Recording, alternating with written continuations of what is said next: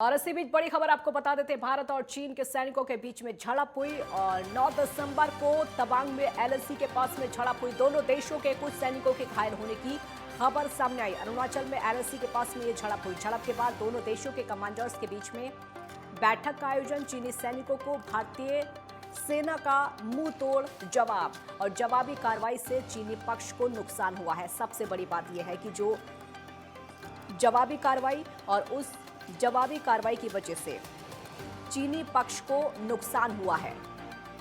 भारत और चीनी सेना के बीच में झड़प हुई। 9 दिसंबर को ये झड़प हुई थी। आपको यह बता दें कि इसमें भारत के भी और चीन के भी दोनों ही देशों के कुछ सैनिकों के घायल होने की खबर सामने आई इस झड़प में। लेकिन भारतीय सैनिकों ने मुंह तोड़ जवाब चीन को दिया।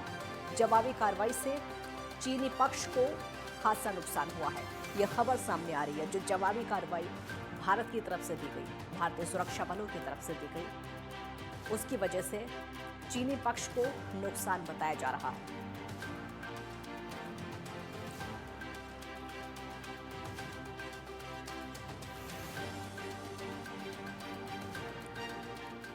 कर्नल एसपी राघव रक्षा विशेषज्ञ हमारे साथ जुड़ चुके हैं और ज्यादा जानकारी के लिए राघव जी बहुत स्वागत है आपका नेटवर्क 10 पर। जी राघव जी, ये एक बार फिर से हमें देखने को मिला है भारत और चीनी सैनिकों के बीच में झड़प हुई है। हालांकि इसमें घायल होने की खबर भी है। भारत के भी कुछ सैनिक घायल हुए हैं, चीन के भी कुछ सैनिक घायल हुए। लेकिन सबसे बड़ी बात यह कि जो मुंह तोड़ जवाब भारतीय सैनिकों ने दिया है, चीनी पक्ष को उससे खासा नुकसान। आपका रिएक्शन? जी देखिए, ये बहुत बड़ी विडंबना है जी कि चाइना जो है अग्रेसिव होने की कोशिश करता है, जी आक्रामक रूप दिखाता है। और जो 9 दिसंबर को जो घटना हुई है, हाँ, लेकिन इसका जवाब मुंह तोड़ जवाब दिया हमारे बहादुर जवानों ने और चाइना को इसमें काफी नुकसान हुआ है। ये घटना अरुणाचल के अंदर यांगत्से में हुई है जी और इसके बाद में कमांडर लेवल पे बातचीत भी हुई है, फ्लैग मीटिंग भी हुई है। लेकिन जो चाइना में आज हालात देख रहे हैं आप, उनके प्रेसिडेंट के खिलाफ वहां पे बड़ा आक्रोश है। और इसका जो मैं भी सोचता हूं कि एक डाइवर्ट माइंड करने के लिए आप देखें, जो पिछले महीने में जो चाइना के जो उनके प्रेसिडेंट साहब के खिलाफ विरोध हुए हैं, हर जगह विरोध हुए हैं, तो ये एक बड़ी प्रैक्टिस भी हो सकती है कि लोगों को बॉर्डर पे वो दिखाने के लिए। पर भारत के वीर जवानों ने इसका बहुत मुंह तोड़ जवाब दिया। और मैं ये बताना चाहता हूं आपके चैनल के माध्यम से जी कि ये उभरता हुआ भारत है, बदला हुआ भारत है। उनको 62 के बारे में नहीं सोचना चाहिए, उनको गलवान के बारे में सोचना चाहिए और 67 में सोचना चाहिए। 67 में जो हमने उनको जवाब दिया, जनरल सकत सिंह ने, जो जीओसी थे, उन्होंने जो है बिगर दिल्ली से पूछे हुए उनके जो है 350 सैनिक जो है उनको जो है खत्म कर दिया था और उसके अंदर 200 के करीब जो है घायल हुए थे। लेकिन हमको भी 80 जवान हमारे भी शहीद हुए थे। तो उनके जो मैं उस इलाके में था, हम उनको 67 की याद दिलाते थे। तो आज हमको उनको गलवान की जो है बहुत नई ताजा याद दिलानी चाहिए। ये बदलता हुआ भारत है और बहुत ही बड़ा, हमारे सैनिकों का मनोबल बहुत ऊंचा है। तो ये एक अपने आप में जी बहुत बड़ी उपलब्धि है कि हमने उनको नुकसान पहुंचाया है और सैनिक चीनी जो है वो पीछे हट गए। जी राघव जी, यहाँ पर ये भी कह सकते हैं कि चीन को घमंड है अपनी ताकत पर, लेकिन जैसे भारतीय सुरक्षा बलों ने मुंह तोड़ जवाब दिया है तो हौसले पस्त हुए हैं उससे चीन के। जी देखिए, गलवान में भी आप देखें, जो उनका कैजुअलिटी रेट है, जो भी रिपोर्ट निकल के आ रही है, उनके ऊपर भारी नुकसान हुआ था जी। और हमारे जो वर्ल्ड की जो मिलिट्री सिक्योरिटी में जो ऑर्डर है, जो उसमें है, उन्होंने भारतीय सैनिकों का मनोबल बहुत ऊंचा बताया, उनकी ट्रेनिंग के लिए बहुत अच्छा बताया। जबकि चाइनीज जो सैनिक हैं, उनके लिए, देश के लिए बलिदान का उनके अंदर वो जज्बा नहीं है जो भारत के सैनिकों के अंदर है, जो भारत के लोगों के अंदर है। सैनिकों के अंदर भी है और लोगों के अंदर भी है देश प्रेम, देश के प्रति बलिदान, देश के लिए सर्वोच्च बलिदान की जो है हमके अंदर, हमारे अंदर ये भावना है। वो आज चाइना के अंदर नहीं है। मैं आपके चैनल के माध्यम से पूरे विश्व को ये बात बताना चाहता हूँ। जी राघव जी, जैसा कि आप भी कह रहे हैं कि प्रेसिडेंट के खिलाफ वहां पर जैसा माहौल देखने को मिल रहा है उसकी वजह से माइंड डाइवर्ट करने की कोशिश की गई है, ये भी एक पॉइंट हो सकता है और ये बहुत बड़ा हो सकता है ये वाला पॉइंट। जी देखिए, जब भी कोई पॉलिटिकल लीडर्स को जहां भी उनको डायरेक्ट थ्रेट होती है, डायरेक्ट वो आता है, वो उसको माहौल को, एनवायरनमेंट को चेंज करने की कोशिश करते हैं। लोगों का ध्यान एक एंगल से दूसरे एंगल पे डालने की कोशिश करते हैं जो वहां पे हो।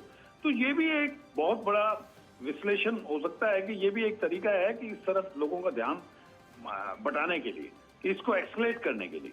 लेकिन जब उनको नुकसान हुआ है तो वो अभी मीटिंग के बाद में स्थिति वहां पे कंट्रोल पे है।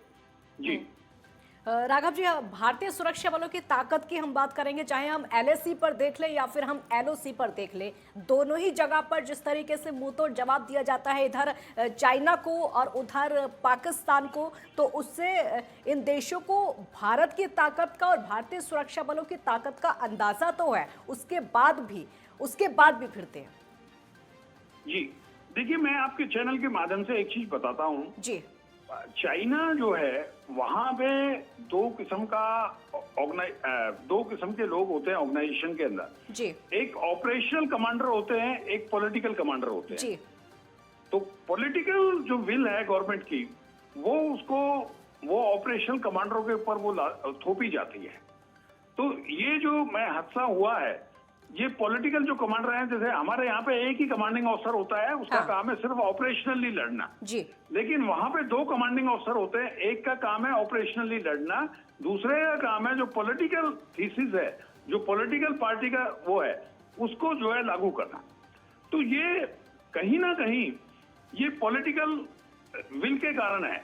दूसरा, मैं 67 का भी यहाँ आपको लिंक करना चाहता हूँ। जो 67 में जो एस्केलेट हुआ था, वो वहां का जो पॉलिटिकल जो कमिश्नर रैंक का था, जिसको कि मैं सरल भाषा में समझाऊं, जो पुलिस में एसएचओ लेवल का होता था, वो पॉलिटिकल कमिश्नर उनको बोलते हैं, वो उस लेवल का था। जब उसका चश्मा टूटा था धक्का मुक्की में, उसने डिसीजन लेके उसको एक्सलेट किया था। लेकिन हमने बहुत बड़ा जवाब दिया उनको, और हमने उनके 350 सैनिक को जो है खत्म कर दिया। उनको जो है हमने धाराशाही कर दिया था।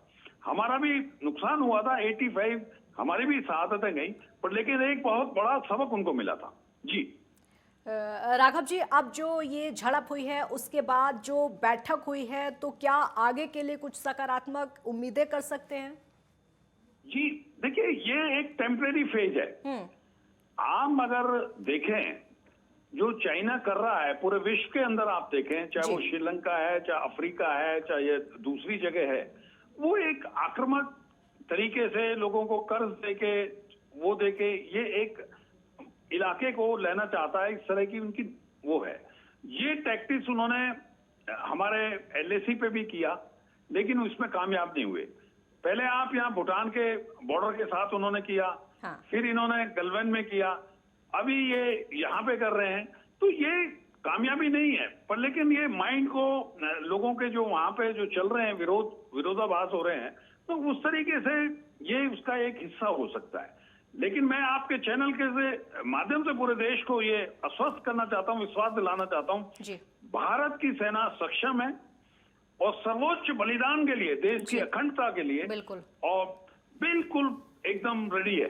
हर मुकाबले के लिए वो रेडी है और उसका बी फिटिंग जवाब देती है। जी बहुत शुक्रिया एसपी राघव जी, हमारे साथ जुड़ने के लिए बहुत बहुत शुक्रिया। तो जो मुंहतोड़ जवाब भारत की तरफ से दिया गया है और जो मुंहतोड़ जवाब दिया गया है उससे चीनी पक्ष को नुकसान भी हुआ है। सबसे बड़ी बात यह है कि भारतीय सुरक्षा बलों ने हाथ नहीं मानी और हार नहीं मानने के चलते चीनी पक्ष को ये नुकसान हुआ है।